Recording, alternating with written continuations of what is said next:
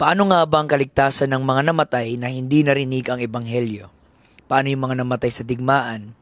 Paano yung mga lugar na liblib na walang misyonary na nakaabot doon upang mag-preach ng gospel?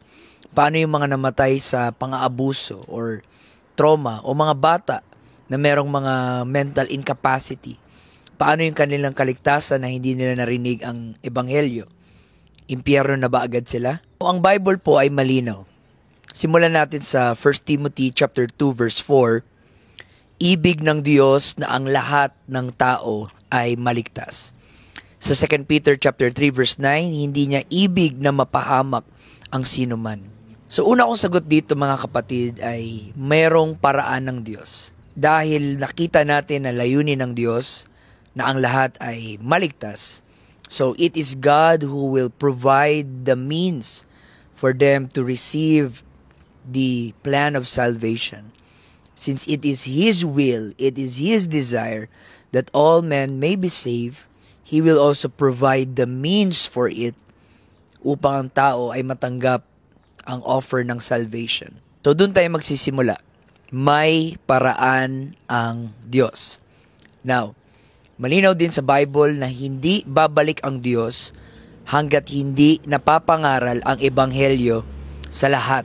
Matthew chapter 24 verse 14, ipapangaral ang ebanghelyo ng kaharian sa buong mundo bilang patotoo sa lahat ng bansa at saka darating ang wakas. So malinaw po ang Bible na hindi babalik si Kristo hanggat hindi na ipapangaral ang ebanghelyo sa buong mundo. Romans chapter 10 verse 18, ang kanilang tinig ay lumaganap sa buong lupa at ang kanilang mga salita sa dulo ng sanlibutan. Pero sige, paano nga ba kung hindi nga talaga nila narinig? Let's go to the worst case scenario.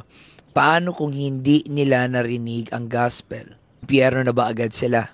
Well, ang tanging masasagot na lang natin sa ganyang case ay magtiwala sa judgment ng Panginoon. Magtiwala tayo sa pangahatol ng Diyos. Dahil ang sabi sa Psalms chapter 98 verse 9, siya'y darating upang hatulan ang lupa, kanyang hatulan ang sanlibutan ayon sa katuwiran. Ang Diyos po ay fair sa kanyang judgment. Ang Diyos po ay wise and merciful and gracious and loving. He knows all things and we must trust His judgment sa mga taong hindi nakarinig ng gospel. Actually, sinabi pa nga sa Luke chapter 12, verse 47 to 48, mas mahigpit ang hatol sa nakakaalam, mas magaan sa hindi nakakaalam. In other words, ang Diyos ang bahala. We don't need to overthink about it and worry about it. We must trust God's judgment. And by the way, it is not our role para po i-point out sino ang pupunta sa heaven at sino ang pupunta sa impyerno. Trabaho yun ng Diyos.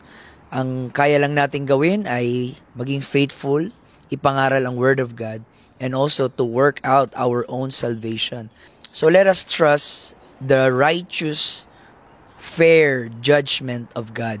Since sinabi naman niya na kalooban ni Lord na ang lahat ay maligtas, therefore it is also God that will provide the means for them to receive the invitation for salvation.